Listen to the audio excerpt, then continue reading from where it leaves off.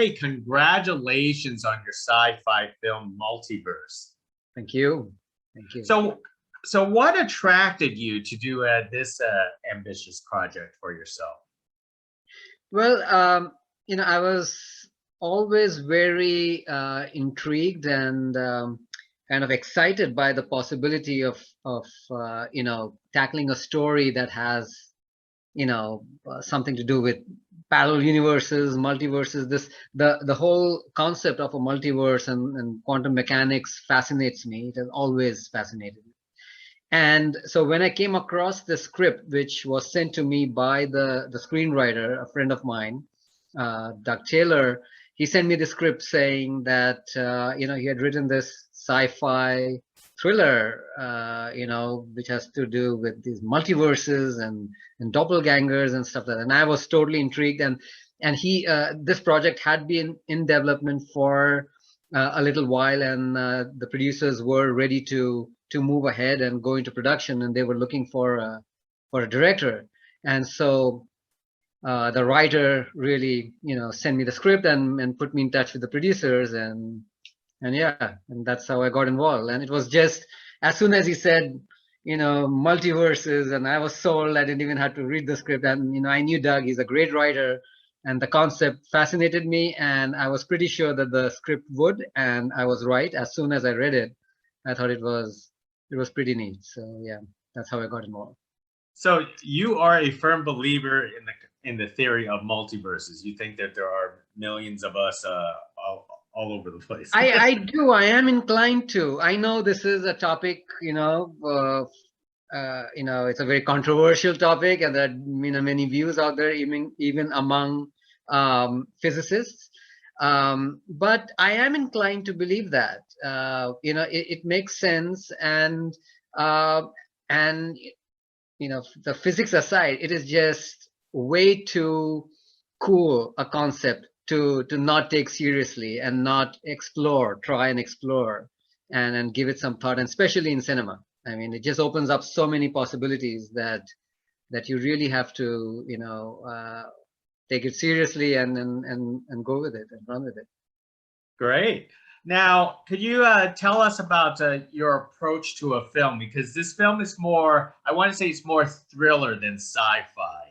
Right. So how did you want to basically focus on the thriller part? Because I know, but budget's always constrained. Right. Right. Yeah, no, and actually that was one thing that really attracted me to the script, and the final version of the movie is pretty close to the script, except for the ending, which I thought I gave my thoughts and then somehow and we reworked it, but that's what was one of the things that really attracted me to the script, is that it didn't just it wasn't a one-trick pony, in the sense that it didn't take this idea and turn it into a gimmick, which often happens with sci-fi movies. In fact, it really focused on, as you said, the thriller, and I would add the drama aspect of it, which is more of a psychological aspect of this, the conundrum of multiverses and the possibilities of coming face to face with another version of yourself, and the complications that arise out of it, the dramatic stakes involved. That was what really attracted me to the script, and that's what I was really keen to explore dramatically, not just get carried away by the gimmick and the idea of multiverses, but rather how it would affect psychologically our characters, and what they would do and how they would react. And that was something that I really wanted to explore, and this script was a perfect vehicle for that, because it already had all these ingredients, and then I brought my take on it, and we reworked some aspects of it, so that was really my focus, as you said, the drama and the thriller aspect of it. Now, because there are multiple versions of the same characters, did you have to film this in order to not confuse the for the actors, or the actors were very professional and they could tell the difference between acting? Yeah, no, actually, we didn't shoot in order. It would have been great, but the logistics of filmmaking, and especially with a lower budget, is that you just cannot afford to do that.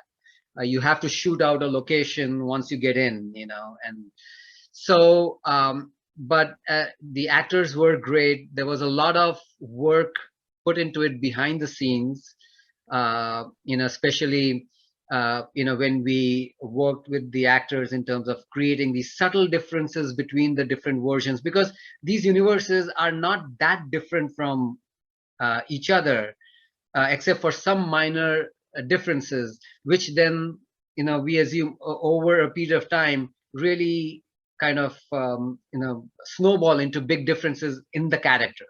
So the character then had to basically work out a backstory, and we worked together with the characters to come up with a backstory of the other version, and how that was different from the backstory of the current version, and see how that character would subtly react differently to certain things.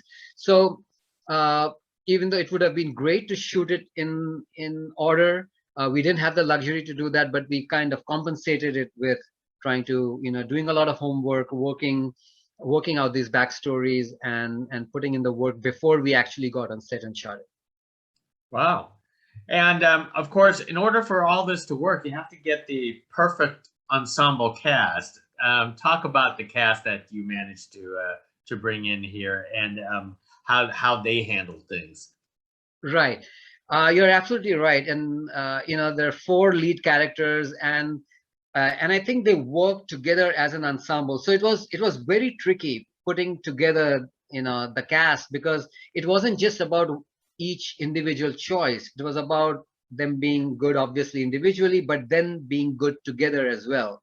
And so it took a lot of combinations, and actually we went up to it went to the 11th hour. We were ready to shoot, and like we literally, I think, finalized cast 48 hours before we went to camera, the final combination of the cast. And add to that, one of the lead characters is deaf, and so that added another layer of complication to the whole thing.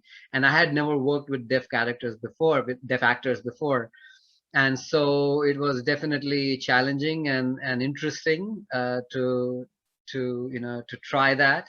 And but the actors were great. They're great actors. They're not, they may not be as big stars as one would like to have, but they're tremendous actors, and they put in a lot of work. As I said, there was a lot of homework. Before even we got to set, there was a lot of work put into each character, and so they did their job. And of course, once they came on set, I think there was a chemistry, and things really worked out. Now, was the ASL deaf character in the original script? I imagine it was changed later, but that was part No, original. no, that was part of it. That was in the original draft, and that was one thing that really attracted me to it, because first thing, we don't see as many deaf characters in movies in general, and add to that, in sci-fi. I mean, I have never seen. I don't know if probably there are, but I never came across a sci-fi movie with a deaf lead character. And so that was very intriguing to me, and that immediately attracted me to it. And yeah, so that was all the screenwriter's imagination, and I think that was a really good choice to make. Yeah, I think your casting of Sandra as that character, Amy, was terrific. I seen her on a TV show called Zoe's Extraordinary Playlist, and she was very good. Yeah, she's a wonderful actor. She's a wonderful actor, great to work with, and yeah, and we were lucky to have her. So was it strange or unusual, or it felt unusual to voice over for the character, to find a person to voice over as Amy? Yes, for one of the second version of the character, we had to do that. It was a challenge because again, we had to make sure that Sandra was, even though she wasn't speaking, she was actually mouthing the words correctly, and so that later we would be able to voice that. And it wasn't easy. It's very difficult because Sandra has been deaf from birth, so she didn't know, she wasn't always right in terms of the mouth movements in voicing the character. So it was tough. And then we had a really wonderful voiceover actor here in Toronto who did a great job in voicing Amy. Amy 2, the second version of Amy, and it was tough. It was very tough. That took a long time. Was this all filmed in Canada, in Yes. the Toronto area? Not in the Toronto area. It was filmed in Sudbury, in and around Sudbury, which is 4 hours north of Toronto. Wow. And I mean, I have to ask, was because that car ride scene, the cliff scene with, I wasn't sure whether that was a lake or an ocean, but it's a beautiful ride out there. Yes, no, that's Northern Ontario. It is very beautiful out there, and this is a real location. There's a lake down there, and there are a lot of lakes actually. That area in Northern Ontario, it's very picturesque, and a lot of mountains and lakes and beautiful highways and roads snaking through those mountains and lakes. And so, yeah, we definitely lucked out in terms of the location. Wow, great. And when you were filming the scenes where the characters have to face their own versions, to find their doppelgangers, was that difficult to keep the camera straight and make sure that? Yes, it is. It's always a challenge. I mean, there are all these technicalities involved in which the camera has to be locked, and then you have a stand-in who's basically of the same height and dressed accordingly, temporarily stand in and do the scene, and then we switch over, making sure that the camera is locked. So it's very challenging for any actor, and plus for the scenes with Amy, the deaf character, was extra challenging because working with a deaf actor just slows things down because I have to communicate through an interpreter. So as it is, things are slow, and then add to it, you're doing all these VFX, which are tricky even for actors who are used to it, because they're small things they have to make note of, the hitting the right mark, and speaking in such a way, and the eye line, and maintaining all of that. So it was very tricky, and plus we are under a tight schedule. In a lower budget film, you're always on a tight schedule, and so it was tricky. But as I said, the actors were great.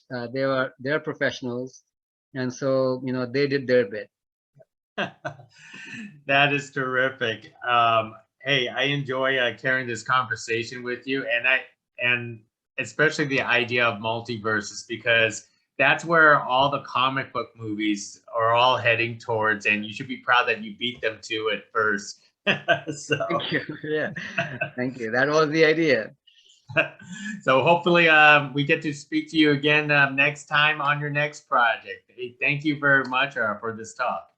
Thank you so much. Thank you for having me.